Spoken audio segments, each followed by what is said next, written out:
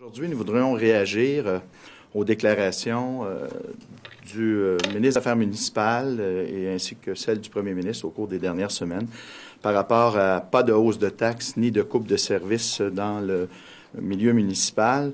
Je vous dirais que c'est pas pour rien les villes. Vous n'avez pas vu grand budget de villes disponible parce que les villes, les 1100 municipalités du Québec sont à faire et refaire pour plusieurs leur budget. Donc, pour les contribuables municipaux du Québec, c'est une journée grise, c'est un temps gris par cet automne. Pourquoi je vous dis ça? Parce que le gouvernement nous a mentionné que l'effort qu'il demandait aux municipalités, je les ai entendus même tantôt, le président du Conseil du Trésor, était raisonnable. Souvenons-nous, c'est un effort disait-il, de 1,2 % sur les revenus des villes. Évidemment, vous allez comprendre, ça comprend les revenus globaux. Je ne vais pas faire une guerre de chiffres, là, mais 1,2 % sur les revenus globaux. Quand on parle du 300 millions, là, donc sur les revenus globaux de 19 milliards, c'est 1,2 %. Mais sur les revenus de perception de taxes et de tarifs, celles pour lesquelles les villes contrôlent, c'est 10,9 milliards de revenus qui proviennent des taxes. Donc, l'effort est de 2,61 %. Donc, plusieurs villes qui ont communiqué avec nous nous ont dit que c'était sur leur budget, c'était 4 à 5 % d'efforts sur le compte de taxes, ce qui pourrait dire une augmentation de taxes de 100 $ par résidence pour la prochaine année. Donc, c'est vers ça qu'on est présentement.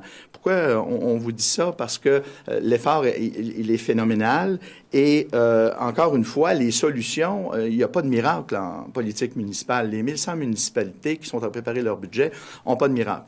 La première solution, c'est les coupures de services. Soit on coupe aux citoyens et on coupe maintenant aux entrepreneurs, aux services aux entrepreneurs, parce que souvenez-vous qu'il y a 55 % de la facture des CLD qui ont été envoyées dans les MRC, qui, elles, c'est pas des miracles. Ils font des quotes-parts qui sont payés par les villes. Donc, présentement, pourquoi certaines villes retardent, c'est que les MRC étaient à revoir tout leur investissement dans les CLD. Donc, d'où les retards pour certains d'avoir leur chiffre et de préparer, et d'où quand je vous dis qu'ils sont en train de refaire leur budget, c'est une des parties de la réponse à cette question.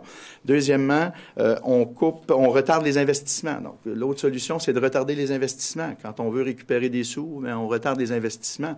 Et si vous me dites que c'est une bonne solution, peut-être que pour certains, sauf que souvenons-nous du déficit des infrastructures au Québec. Deloitte et Touche, en 2011, estimait à 34 milliards le déficit des villes en infrastructures au Québec. Donc, on peut toujours leur dire, vous pouvez retarder les investissements, mais encore une fois, vous passez dans les mêmes nids de poules que je passe. Souvent, c'est simple de dire, on les remplit, les nids de poules, mais le problème, souvent, c'est la route elle-même. Là. Quand il y a une rue ou une route qui a plusieurs nids de poules, c'est parce qu'à quelque part, la fondation, elle est à refaire, puis c'est un investissement majeur. Donc, ça, présentement, donc, certaines villes reporteront des investissements. Et la troisième solution, celle qu'on pense qui va être utilisée le plus, c'est l'augmentation de taxes. Donc, on estime qu'il y aura plus de la moitié des contribuables du Québec qui vont avoir un effort important là, dès que les budgets seront rendus disponibles. Et ça, il y en avait une, quatrième solution, mais le ministre des Affaires municipales, avec le rapport Robillard, l'a rejeté du revers de la main, qui est le droit de l'enquête aux villes. Parce que, à quelque part, si on veut redonner de l'oxygène, évidemment, la grosse partie des dépenses de l'administration publique, que ce soit au municipal, que ce soit ici à Québec au provincial, c'est la masse salariale.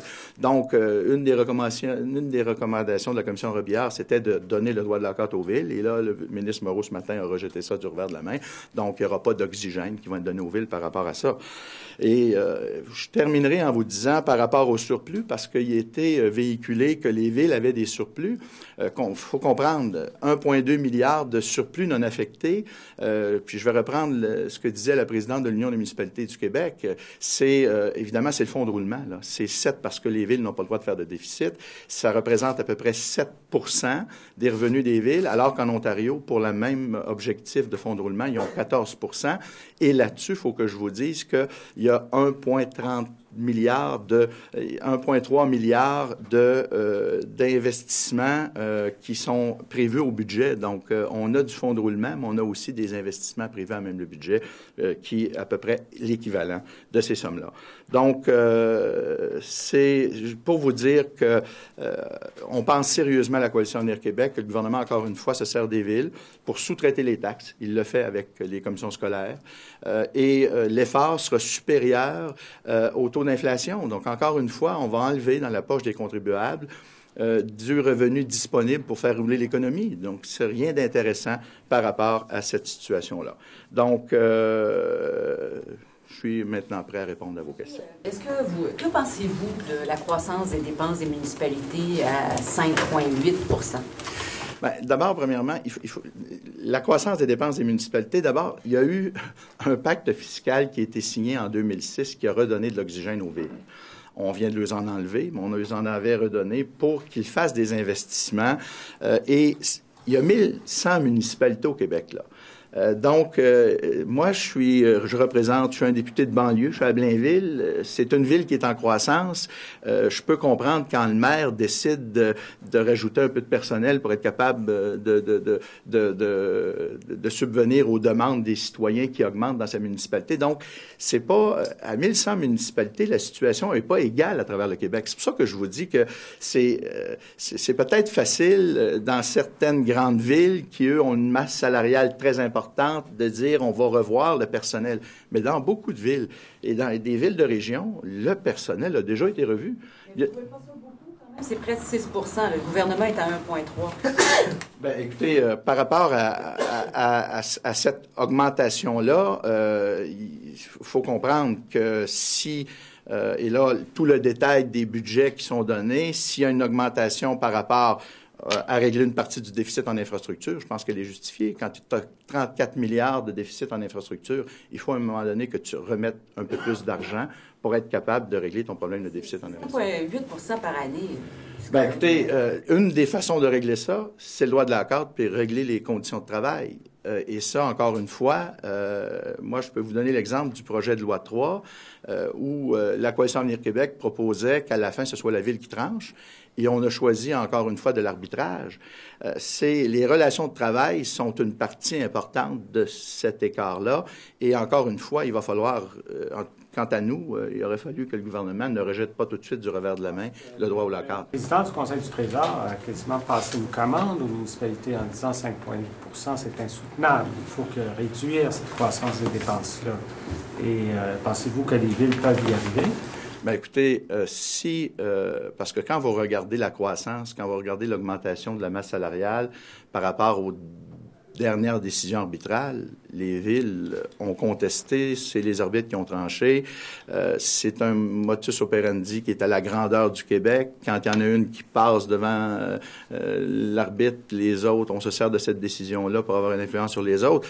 Donc, les relations de travail sont une bonne partie du problème dans les villes, et ça, il faut être capable de leur donner. Ils n'ont pas le choix que le gouvernement du Québec a avec ses propres employés. Le gouvernement du Québec, à la fin, peut trancher, alors que les villes ne peuvent pas le faire. Globalement, M. Laframboise, quand on regarde l'évolution de certains dossiers au gouvernement, exemple, les dépassements de coûts faramineux pour l'informatisation en santé. 1,6 milliard. C'est 3 fois plus que le gouvernement avait prévu. Les dépassements de coûts pour le CUSUM, pour le CHUM, la lune qu'on a donnée aux médecins. Est-ce que le gouvernement lui-même ne doit pas donner l'exemple avant d'aller piger dans les poches des citoyens? Vous avez tout à fait raison. Et d'ailleurs, sur le dossier de l'informatisation en santé, vous avez mon collègue Éric Kerr qui a dit, depuis 3 semaines, depuis le projet de loi 10, qu'on dit, si on ne règle pas le problème du système informatique en santé, toute la réforme est menacée, comme celle de 2003 que M. Couillard a voulu réaliser. Et ce n'est qu'en fin de semaine que le ministre Barrette a dit que c'était une catastrophe, le dossier de l'informatique au Québec. Vous avez raison. Il faut être capable de faire le ménage. Et c'était ce à quoi s'était engagée la Coalition Avenir Québec. Comment on fait le ménage dans notre propre cours et on n'augmente pas les tarifs plus que l'inflation. C'était le message qu'on a livré dans la campagne électorale puis qu'on aurait livré si on avait été au gouvernement. Vous avez parlé d'une hausse de taxes de 100 $ dans certaines villes. Quelles sont ces villes? C'est-tu des petites villes, des moyennes villes? C'est qui? Nous, on estime que plus de 300 municipalités qui peuvent représenter plus de la moitié de la population du Québec vont avoir un impact important qui va être plus élevé que l'inflation. Et ça, encore une fois, je vous le dis, les chiffres sont têtus. Les miracles, ça ne se fait pas. Quand on manque de revenus, je reviens aux 3 solutions. C'est qu'il faut soit couper dans le service aux citoyens ou aux entrepreneurs, soit reporter des investissements ou soit augmenter les taxes. Et beaucoup de villes choisiront probablement d'augmenter les taxes. Et encore une fois, je les blâmerai pas comme le gouvernement, là. Mais bien au contraire, il faut qu'ils gèrent les municipalités. Ils sont 1100, ils connaissent leur ville beaucoup plus que le gouvernement du Québec qui a de la misère à gérer ses propres effectifs puis ses propres dépenses. Donc, encore une fois, moi, je fais confiance aux villes, mais s'il y a des augmentations de taxes à quelque part, et surtout à ce moment-ci de l'année où ils sont en pleine préparation de budget, je vous dis, tu aurais voulu avoir un pire scénario, tu n'aurais jamais fait ça. Ça serait à cause que les municipalités ont un quelconque rôle à jouer dans l'atteinte de l'équilibre budgétaire? Si on leur donne les moyens de contrôler leur masse salariale, oui. Les villes, une fois qu'on leur aura donné les moyens de réduire, parce que c'est vrai, puis je vous dirais qu'il y a un constat, il y a des transferts qui se font du gouvernement du Québec vers les villes. Mais, tu sais, quand on voit la recommandation du rapport Robillard qui dit, on va piger dans les enlieux de taxes qui sont versés sur les immeubles du gouvernement. Ce sont des immeubles pour lesquels les villes fournissent l'aqueduc, fournissent les égouts, ramassent les vidanges, je veux dire, donnent le même service à ces immeubles-là qu'ils donnent aux usines, aux industries, puis aux résidences. Donc, on peut toujours dire demain matin, ils ne paieront plus le taxe, mais à quelque part, le service à ces bâtiments-là, il faut qu'il soit continué à être offert par les villes. Donc, c'est sûr que si on veut faire ça, il va falloir qu'on compense les villes ailleurs. Donc, si on veut, dans les relations de travail, être capable de faire des économies très importantes, ça prend des mesures en relation de travail très importantes, dont le droit au lockout. Vous entendez, on dirait qu'il n'y a pas de gras du tout à couper dans les villes. Écoutez, je vous dirais, là, faut faire attention, là. Il y a des villes d'envergure qui, elles, ont fait des demandes, mais il y a 1100 municipalités au Québec, là. Il y a des municipalités qui sous-traitent à l'entreprise privée les ordures ménagères, les routes, l'ouverture des routes. Je veux dire, on peut dire demain matin, t'as trois. Moi, j'ai visité une MRC là, de la Rive-Nord de Montréal, il y a 3 employés au bureau de la MRC. Moi, je peux bien, demain matin, ils peuvent bien décider, mais ils s'occupent quand même du schéma d'aménagement du territoire. Tu sais, c'est qu'il y a eu des efforts de fait dans les villes. C'est pas la première fois. Il y a eu des coupures dans les années 90. Il y en a eu des coupures au début des années 2000. Puis là, on les impose. Oui, mais il faut leur donner les moyens dans le plus important de leurs dépenses, qui sont les relations de travail. Il faut être capable d'aller doser, puis d'aller plus loin, puis de leur dire qu'on va les aider là-dedans. En accordant le droit de lockout aux municipalités, on va automatiquement tout régler ou couper le gras qu'il y a dans les municipalités. Je vous dis pas qu'on va tout régler. Ce qu'on va faire, c'est qu'on va leur donner une façon à elles, aux villes, d'améliorer leur sort. Puis après ça, une fois que tu as fait ça, là, tu peux dire aux villes, maintenant, tu vas contribuer à l'atteinte du déficit du gouvernement. Donc, c'est pour ça que les villes, vous savez, quand je regardais, j'étais président de l'Union des municipalités du Québec, je regardais la présidente de l'UMQ puis le président de la FUQAM signer le rapport en disant c'est la dernière fois. Moi, j'en ai signé un pacte à la fin des années, fin des années 90. Donc, tout le monde s'attend à ce qu'il y ait une amélioration du sort puis qu'il y ait un nouveau pacte en 2016. Mais si vous avez entendu le président du Conseil du Trésor, il n'a pas dit qu'en 2016, le nouveau pacte, oui, il va en avoir un, mais ça ne veut pas dire que les villes vont récupérer l'argent qu'ils ont donné, là. Donc, c'est loin d'être assuré. Donc, c'est à quelque part, les villes, ce qu'ils veulent, c'est, compte tenu qu'ils ont une masse salariale qui est importante, qui est réglée par des arbitres, bien évidemment, à un moment donné, ils ont besoin de revenus supplémentaires. Sinon, le miracle n'existe pas. L'augmentation des tarifs, l'augmentation des taxes ou coupures de services ou reporter des investissements. Ça fait plaisir. Merci beaucoup.